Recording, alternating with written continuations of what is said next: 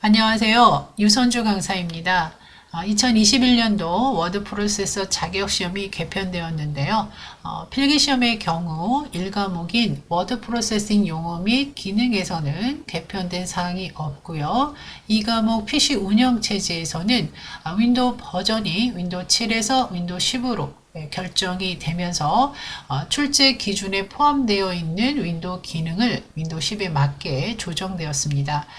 프로그램이라는 용어 대신에 앱이라는 용어를 사용을 하고요. 다양한 플랫폼에서 활용 가능한 지도, 뉴스 또는 시계와 같은 유니버셜 앱 활용과 관련된 세부 항목이 추가되었습니다. 3과목 PC 기본 상식에서는 저작권, 저작 인접권, ICT 신기술 등과 관련해서 사회 변화를 반영한 세부 항목들이 추가가 되었습니다. 자, 실기시험의 경우는 실기 프로그램 버전이 한글 2020, MS 워드 2016으로 조정이 되고요. 큰 변화라고 기능의 변화는 없지만 실무적으로 현업에서 유용하게 사용할 수 있는 기능 몇 가지 탭 설정과 같은 기능이 추가가 되었다고 보시면 됩니다.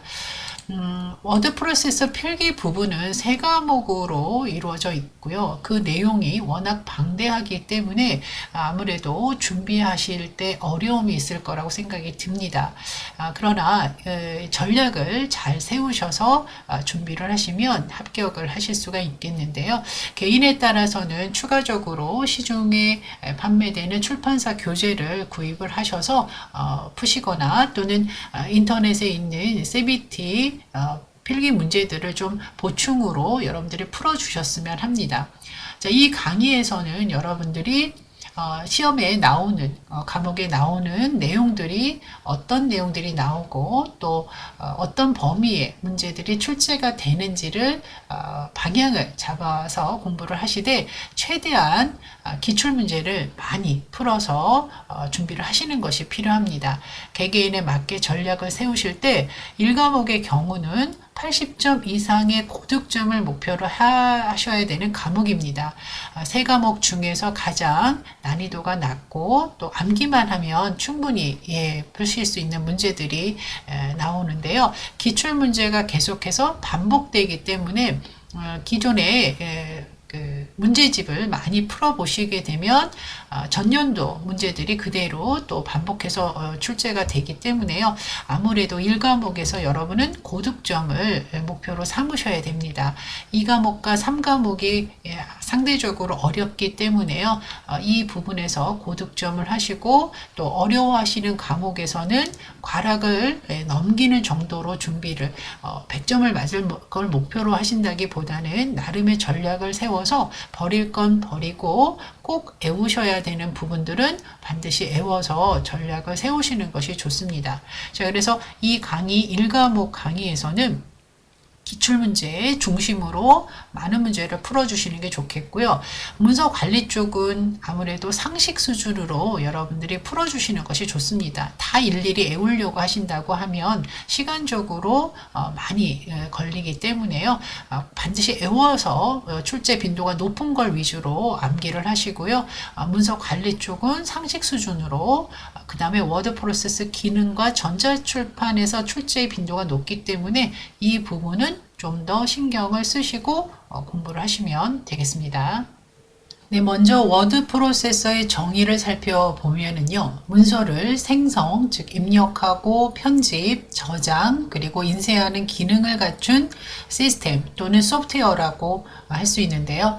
여러분이 한글이나 MS 워드를 가지고 하나의 문서를 완성해 나가는 그런 과정을 생각을 하면서 정리하셔도 되겠습니다. 자, 이 워드 프로세서를 사용해서 문서를 작성하는 작업 과정이나 응용 기술을 워드 프로세싱이라고 하고요. 이 워드 프로세서는 스프레드시트와 데이터베이스와 함께 사무자동화의 3대 프로그램이라고 할 수가 있습니다. 자, 워드 프로세스의 기능을 살펴보면은요, 입력, 표시, 편집, 인쇄, 저장 기능이 있는데요. 자, 이 기능과 관련된 용어 정리는 반드시 외우셔야 되는데요. 자, 뒷부분에서 말씀드리도록 하겠습니다. 자, 워드 프로세서를 구성하는 요소를 보시면 먼저 입력 장치, 키보드로 문서를 입력을 또 마우스를 사용하실 수가 있겠죠. 입력 장치가 되겠고요.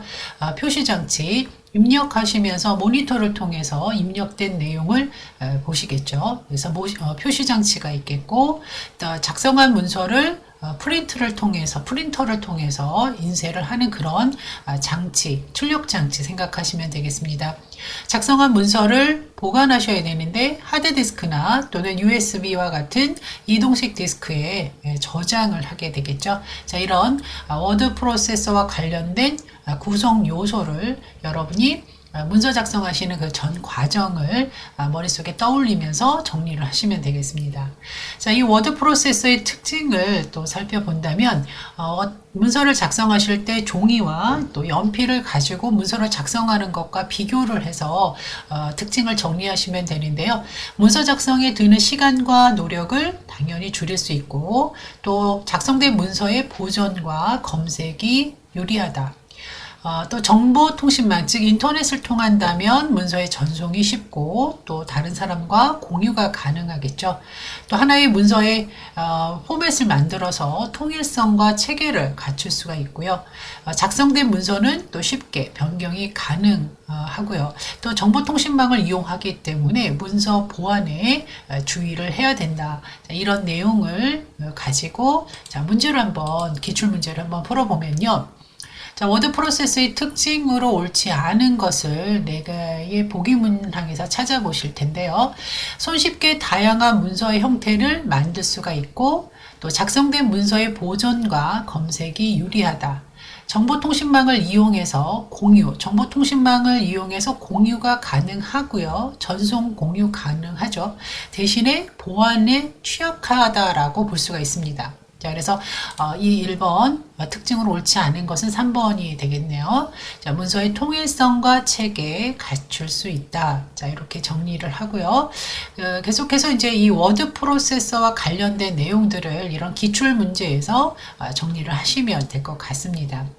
다음 중 워드 프로세서에 관한 설명으로 옳지 않은 것은 다양한 형태의 문서를 손쉽게 작성하고 인쇄할 수 있도록 해주고 사무 자동화를 위한 데이터베이스 관리와 처리가 주요 기능이다. 자, 이 부분이 맞지 않는 내용이죠. 데이터베이스 관리와 처리가 주요 기능은 아니죠. 3번 계속해서 문서 작성 및 관리가 전산화가 됨으로써 보다 효율적인 업무 처리 가능하고요. 또 간단한 워드 프로세서지만 간단한 표기 계산이나 차트 기능도 지원이 된다라는 거. 자, 이렇게 해서 워드 프로세서의 기본 지식을 정리를 합니다. 네, 다음은 한글 코드와 관련된 내용인데요.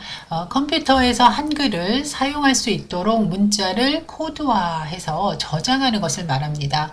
자, 완성형, 조합형, 유니코드가 있는데요. 3가지 유형 서로 비교해서 정확하게 알아두실 필요가 있겠습니다. 자, 완성형의 경우는 완전한 문자 하나에 코드 값이 부여되는 것을 말하는데요. 워드의 경우 워와 드에 각각 코드 값이 부여가 되기 때문에 워드 2글자만 표현할 수 있습니다. 반면에 조합형으로 워드를 표현한다면 조합형의 경우는 초성, 중성, 종성에 코드 값이 부여가 돼서 이 워드라는 글자 외에도 우 또는 또는 이런 식으로 다양하게 문자를 표현할 수 있다. 이렇게 완성형과 조합형을 비교하시면 되겠고요. 이 완성형과 조합형을 결합한 형태가 유니코드다라고 보시면 됩니다. KSX 1005-1 유니코드 이렇게 알아두시고 특징을 기억해 놓으시면 되겠습니다. 자, 그리고 완성형과 조합형을 가지고 글자를 표현할 때 표현되는 바이트 수를 보면 영문자나 숫자의 경우는 1바이트로 한글이나 한자는 2바이트로 표현을 하게 됩니다. 완성형과 조합형은. 반면에 유니코드의 경우는 상관없이 모든 글자를 2바이트로 처리한다. 이렇게 비교를 해 놓으셔야 됩니다. 자, 완성형의 특징을 가지고 이해를 한다면 좋은 점은 외국 소프트웨어를 우리나라 한글화 할 때 편리하고요. 정보통신망을 이용해서 정보를 교환할 때 충돌이 없기 때문에 정보 교환용으로 사용을 합니다. 반면에 코드값이 부여가 되지 않은 문자들의 경우는 표현할 수가 없고요. 그러면 그 글자를 표현하기 위해서는 또다시 코드값을 부여해야 되기 때문에 기억 공간을 많이 차지한다. 이렇게 정리를 하고, 그에 반해서 조합형은 초성, 중성, 종성에만 코드값을 부여하기 때문에 기억 공간은 적게 차지하고, 그리고 한글의 모든 글자를 아주 다양하게 표현할 수가 있죠. 그래서 정보 처리용으로 사용을 하는 대신에 데이터 통신망을 이용해서 교환하게 되면 충돌이 발생할 수 있다. 이렇게 두 개를 비교해서 정리를 하시면 되겠습니다. 그러면 유니코드는 완성형과 조합형을 모두 다 취한 그런 코드 형식이기 때문에 전 세계 모든 문자를 다 표현할 수 있고, 그리고 모든 문자를 2바이트로 처리하기 때문에 굉장히 많은 기억 공간을 차지한다. 그리고 특징으로 용도로 보게 되면 국제 표준화 코드, 정보 처리 교환용으로 다 사용할 수 있다. 이렇게 유니코드를 정리하시면 되겠습니다. 자, 그러면 이제 관련된 문제, 기출문제를 한번 보도록 할게요. 다음 중 워드 프로세서에서 사용되는 한글 코드에 대한 설명으로 옳은 거. 자, 지금 천일을 보시게 되면 완성형과 조합형 코드 형태를 말합니다. 완성형 한글 코드는 문자를 주기억 장치에 미리 적재시킬 필요가 없기 때문에 조합형에 비해 메모리를 적게 차지한다. 다른 말을 다 차치해 놓고 조합형에 비해서 메모리를 적게 차지한다 라고 하는 이 부분이 틀린 거죠. 완성형이 조합형에 비해서 많은 기억 공간을 차지한다 라고 앞에서 정리를 했습니다. 자, 이 두 번째, 완성형 한글 코드는 영문, 한글 모두 2바이트로 표현한다. 영문과 숫자는 1바이트, 완성형, 조합형 모두죠. 영문과 숫자는 1바이트, 한글과 한자는 2바이트로 표현한다고 했습니다. 자, 2번도 틀린 내용이죠. 자, 3번 조합형 한글 코드는 정보 교환 시 제어 문자와 충돌하지 않아. 자, 조합형의 경우는 초성, 중성, 종성에만 코드값이 부여가 되기 때문에 다양한 한글 표현은 가능하지만 정보를 교환할 때는 충돌이 생길 수 있다라고, 그래서 정보 처리용으로 주로 사용한다라고 했습니다. 자, 그래서 3번도 틀린 얘기가 되겠죠. 완성형에 대한 얘기를 하고 있는 겁니다. 자, 4번 유니코드는 1005-1이죠. 한글 표현하는 글자 개수는 앞에서 설명 안 드렸으니까 이 부분은 모른다 하시더라도 모두 표현할 수 있고 외국 소프트웨어에서도 한글을 사용할 수 있게 되었다라는 말, 전체적으로 틀린 말이 없고 1번, 2번, 3번은 완전하게 틀린 말이기 때문에 결국 답은 4번이 되는 거죠. 그래서 완성형, 조합형, 그리고 유니코드를 앞에서 나온 내용 정도만 확실하게 이해하셔도 어떤 형태의 문제든 해결하실 수 있을 겁니다. 자, 두 번째 유니코드 문제가 나왔는데요. 설명으로 옳은 것은 영문 공백은 1바이트, 한글과 한자는 2바이트. 자, 이 부분은 완성과 조합형에 대한 얘기가 되겠죠. 그래서 유니코드는 모든 문자를 2바이트로 처리한다고 했습니다. 자, 그런 개념으로 지금 한자 나왔고요. 중간에 공백, 스페이스바 하나 있습니다. 그리고 영문자가 있는데요. 자, 그러면 모두 몇 글자가 되냐면 8글자입니다. 빈 스페이스 공간까지, 공백까지 합해서. 그래서 8 곱하기 2바이트 해서 16바이트의 기억 공간이 필요합니다. 자, 2번이 옳은 거고요. 자, 3번이 왜 틀렸나 보겠습니다. 정보 교환할 때 제어 문자와 충돌 발생이 발생할 가능성이 크다는 조합형에 대한 설명이 되겠죠. 조합형 한글 코드에 비해서 작은 기억 공간을 사용한다. 모든 자료를 2바이트로 처리하기 때문에 기억 공간을 많이 차지한다라고 했습니다. 자, 그래서 1번, 3번, 4번은 틀린 말이 되겠고 2번 유니코드 정리하시고 넘어가시면 될 것 같습니다. 네, 다음 문제 워드 프로세서의 편집 기능과 관련된 내용 그리고 용어들을 정리하실 텐데요. 삽입과 수정은 인서트라는 키를 가지고 작업을 하실 수가 있는데 키보드에 인서트 키를 누르면 글자를 중간에 끼워 넣을 수 있는 삽입 상태가 되고요. 한 번 더 누르시게 되면 글자가 해당 커서가 있는 위치에 글자가 지워지게 되죠. 그래서 겹쳐쓰기 결과가 됩니다. 그래서 이 삽입과 수정은 인서트 키와 연관이 있게 됩니다.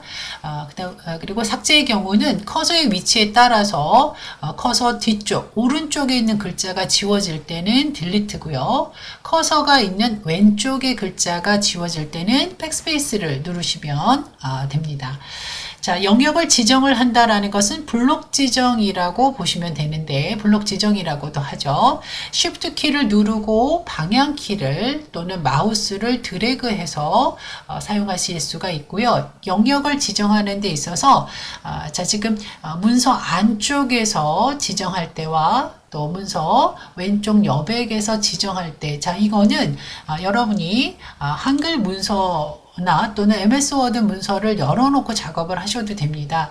자, 이 문서 안에서 여러분이 더블 클릭을 하게 되면 단어가 선택이 되고요.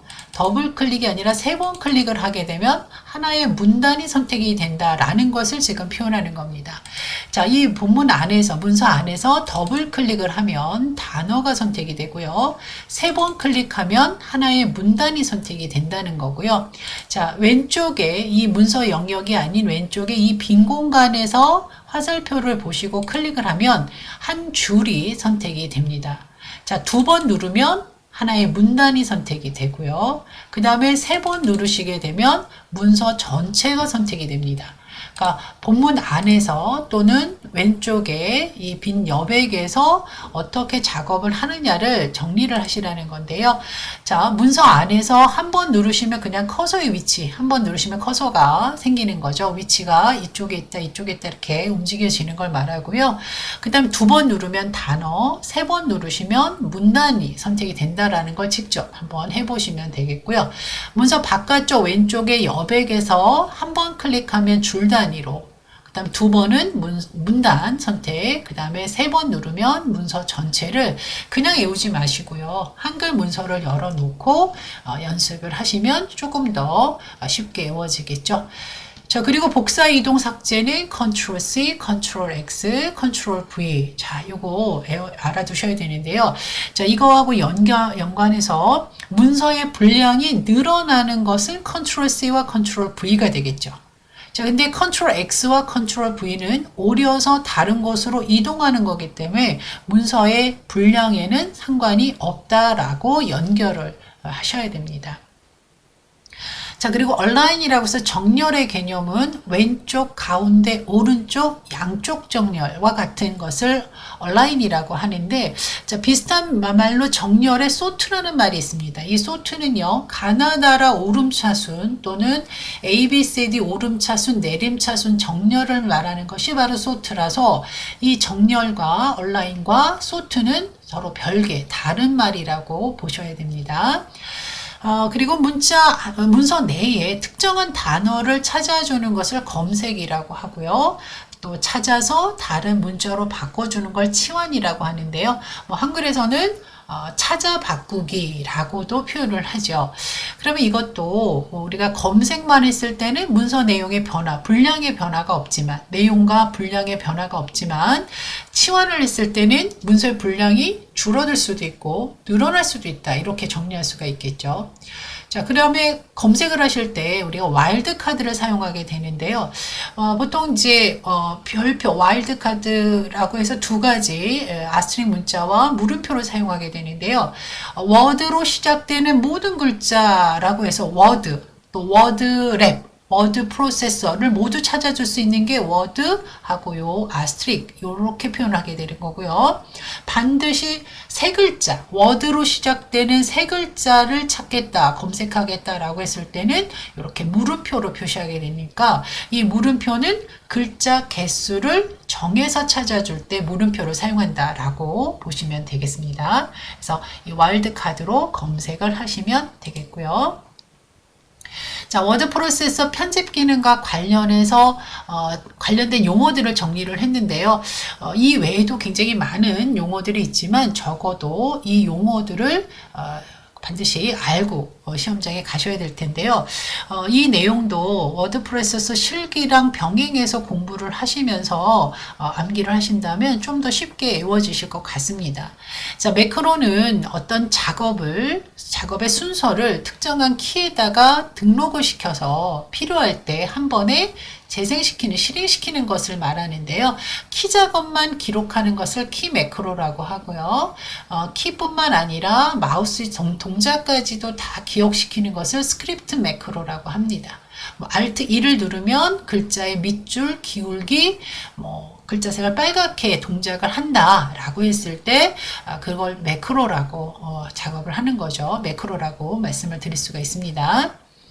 자, 그리고 스타일이라는 것은 하나의 키에, 자, 먼저 우리 실기에 나오는 내용이어서요. 자, 이 스타일이라는 걸 보시게 되면 이 하나의 이 키 안에 컨트롤 O라는 이 키 안에다가 다양한 기능들, 문단 모양, 글자 모양, 문단 번호까지 이런 기능들을 정해놓고 문서를 균형 있게 적용시켜서 균형을 잡기 위해서 스타일을 만들어서 사용할 수 있다라고 할 수가 있는데요. 이런 서식들을 스타일로 만들어서 내가 필요할 때마다 키 조작으로 손쉽게 적용을 하기 때문에 많은 분량의 문서도 일관성 있게 서식을 유지해서 편집할 수 있는 그런 기능이 스타일이다. 이렇게 보시고요. 자, 목차 만들기라는 기능이 있죠. 자, 목차 만들기 기능은 문서 양이 많았을 때 이 스타일과 연관해서 목차를 따로 만드실 수가 있는데 표목차, 그림, 그 다음에 수식 목차 등을 별도로 만드실 수가 있습니다. 자, 금칙 처리라는 말이 있는데요. 보통 우리가 문서를 작성하면서 행 앞에 오면 안 되는, 또 행 끝에 오면 안 되는 그런 글자들을 말합니다. 행 두는 그 행의 맨 앞에 오면 안 되는 글자들이 말하는 거고요. 행말은 끝에 오면 안 되는 글자들. 보통 이제 글자들은 이렇게 보시면 쉽게 이해가 되실 것 같습니다. 자, 메일머지라는 기능이 있는데요. 초대장, 안내장처럼 데이터 파일, 그러니까 주소록이죠. 주소록 같은 파일을 하나 만들어 놓고 그 주소록에 있는 이름이나 주소를 초대장이나 안내장에 본문 파일에 연결, 머지, 병합해서 사용할 수 있는 그런 기능을 메일머지라고 하죠. 그래서 초대장이 있겠고 초대장에 머지, 병합될 수 있는 데이터 파일, 즉 주소록이 별도로 있겠습니다. 그래서 이 초대장, 안내장, 문서, 본문 파일이 되는 거죠. 본문에서 메일머지 기능을 수행하게 됩니다. 그래서 문서 전체 내용은 동일하지만 그 안에 주소록과 같은 데이터 파일을 가지고 병합해서 적용해서 사용하는 경우 메일머지를 사용을 할 수가 있겠습니다. 자, 그리고 하이퍼텍스트는 특정한 단어를 선택을 하면 그 단어를 클릭했을 때 연결되는 문서로 이동할 수 있도록. 그래서 하이퍼텍스트 경우에 이제 한글로 말하자면 책갈피 기능을 이용해서 표시를 해두고 이 단어를 클릭하면 그 커서 표시된 그 책갈피 위치로 커서가 바로 이동될 수 있도록 해주는 기능 하이퍼텍스트, 하이퍼링크라는 개념을 보실 수가 있겠습니다. 워드 프로세서 실기에서 다 나오는 그런 내용이기 때문에요. 실기 부분도 같이 병행해서 하시면서 이해하시면 좋을 것 같습니다.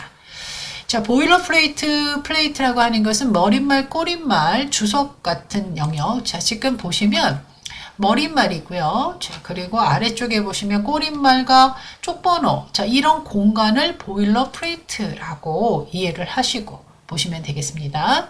자, 레그드 현상이라고 해서 문단 각행의 왼쪽, 오른쪽이 정렬되지 않은 상태. 자, 지금 보면은 자, 이게 끝이 정렬이 되어 있죠. 양쪽 정렬이 되어 있는 이 상태를 말하는데요.